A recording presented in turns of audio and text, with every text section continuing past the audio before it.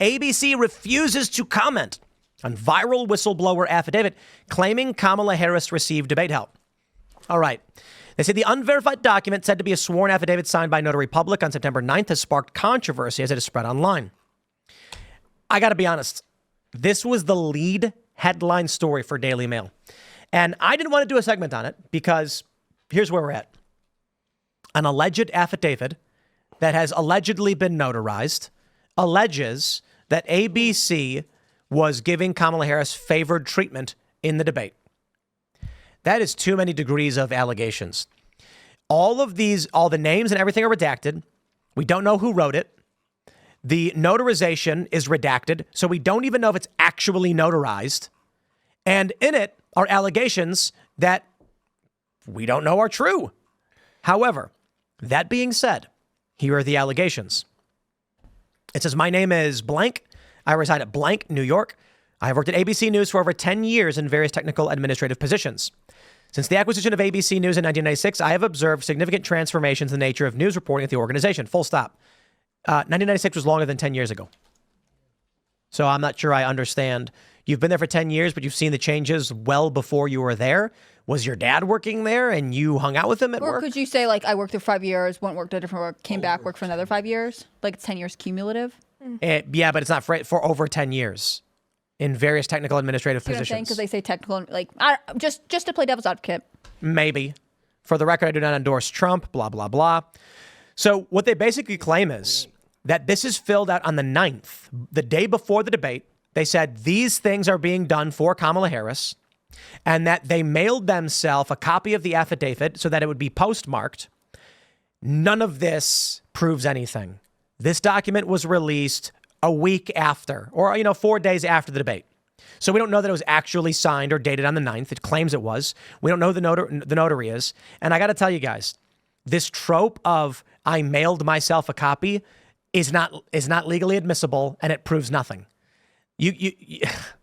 I'll just tell you, okay? You get an envelope, right? You take any kind of steamer, and you can just steam the envelope open, take out whatever you want, put whatever you want in, and then close it right back up. And it's postmarked. It doesn't mean anything. But considering we know that ABC News was extremely biased and biased in these ways, I'm wondering what you guys think about this. I do know that Lindsay Davis did admit that, not about this specifically, but kind of this plays into the part of it, that she did admit that they were planning on fact-checking Trump because of the previous debate with Trump and Biden. Like, that was their plan ahead of time. Kamala Harris at the debate said there are no soldiers in any active combat zone, and they said nothing to her. Yeah. And that's just like, dude, you want to talk about, call it a lie, call it being wrong, but it is so shockingly wrong and obviously wrong. They could have just been like, Madam Vice President, that if I were the moderator, and this is why I'll never be a moderator for a debate, I would have been like, Madam Vice President, that statement was so shockingly ignorant. It alarms me to have to say this to you, but we have many troops in combat zones. In fact, just recently, 3 were injured. I mean, we have troops in Iraq. We have troops in Syria. This has all been major news. It is ongoing. And for you to have said that, I am alarmed at the either ignorance or incompetence of you in such a position. Anyway. But they won't. That's why I shouldn't be a debate moderator, because I'm biased. I mean, and she pushed a number of other hoaxes that have been debunked, right? She talked about the Charlottesville hoax, very fine people on both sides. She talked about Trump's bloodbath comments. So they obviously were biased. I think anyone watching that debate could see that for themselves. Mm-hmm. They only fact-checked President Trump. And when they did try to press Kamala Harris, the questions were framed as softballs. So I think for the American people watching, it was, plain as day. There's bias here. But I agree with you. I think the notary being redacted really kind of gives me a lot of pause in terms of verifying the authenticity of this. It's hard to say because I don't like when there are things redacted that could really be the details that confirm. On the other hand, we know that Trump having to basically fact check Kamala Harris had an impact on his performance. I mean, if you're given a minute to respond, but you need to spend the first 30 seconds correcting this bloodbath claim, well, you only have 30 seconds more of time. If you know that you're going to have to argue with the moderators over, every, whether or not you were being sarcastic and that's good enough for David Muir, you know that ultimately your opponent's going to have more time speaking. And I think that is sort of the problem with not holding the moderators accountable. Whether or not there's a question of questions earlier or anything like that, the way they behave impacted the foundational rules of the debate. When they said, we're doing the debate this way, podium standing, everyone's get this amount of time. Well, Trump didn't get the amount of time he wanted because he was asked to do something that Kamala Harris was not asked to do, which is defend himself from fact checks and false claims. Either you fact check both of them and treat them the same way, or I don't know, you stop being the worst, ABC. And what did Mike Johnson, she said she sent him one on the 9th. It was dated on the 9th, so it should have gotten there. It's been 7 days. Wouldn't he let us know by now, like, hey, I did get that letter from ABC? And I just don't think it's real. Jesse Single tweeted, some of the dumbest people on the GD planet are billionaires. And he posted Bill Ackman saying, if indeed this turns out to be true, which is looking increasingly likely, consider the character of the presidential candidate that would cheat in a debate, blah, blah, blah. So here's the affidavit. Here's the notary. It's, okay, look. I'm sorry. Notarization doesn't always require a seal. Doesn't always require, but you guys have gotten notarizations, right? Yes. And they seal. Mm-hmm. They take the seal and they press the paper to show the official seal. It's not a requirement necessarily, but, or I should say it's not a requirement everywhere.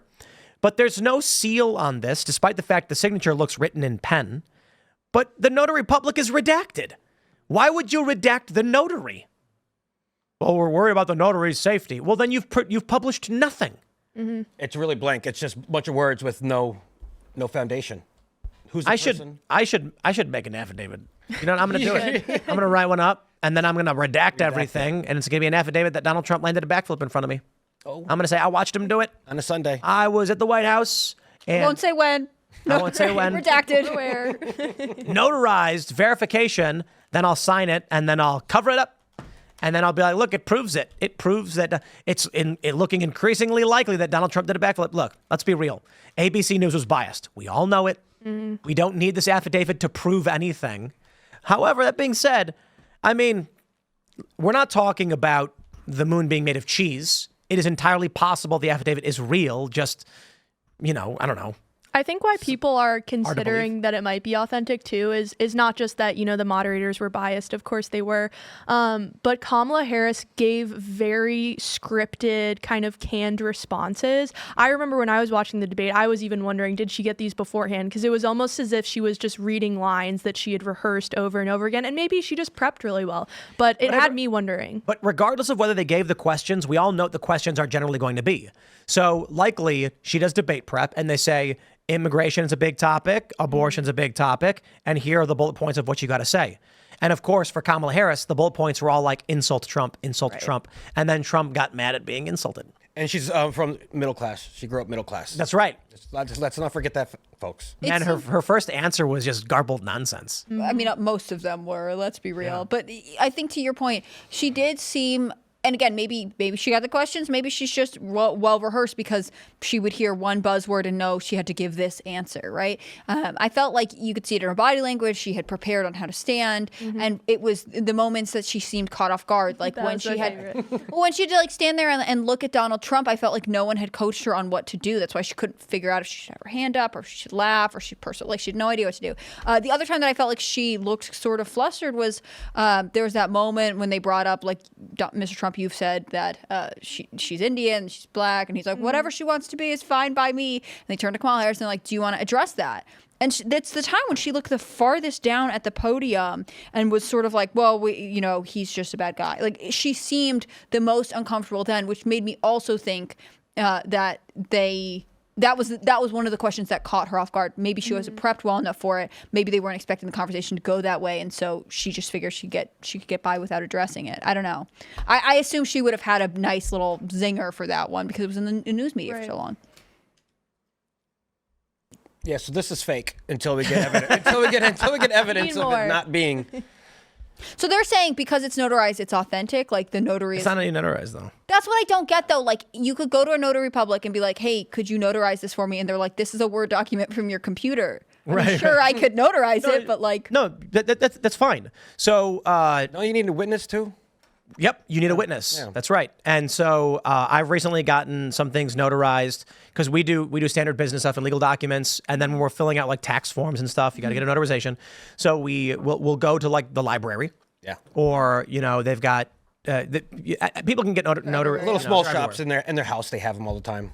And then a lady sits down, and then she's like, and who's going to be the witness? And so there's the person signing, and then the witness, and then they have a little seal, and they put it over the paper, and they go, and they press it, and then it puts the seal in it, and then there you go. So you could notarize whatever you want. But that's what I'm saying. Like, that's a good idea. The notary doesn't have to know what this is. She can just notarize it and be like, No. sure. We should like get the stupidest thing notarized. Like a fake affidavit? It would be official, yeah. Ian Crossland is the Moon Lord, and we want this notarized. There you go. And they'll be like, okay, I guess. I mean, witnessed and notarized. Witnessed and notarized by someone who has the authority to do so. Thanks for checking out this clip from Timcast IRL. Make sure to watch the show live Monday through Friday at 8 p.m. Subscribe to this channel, and we will see you all there.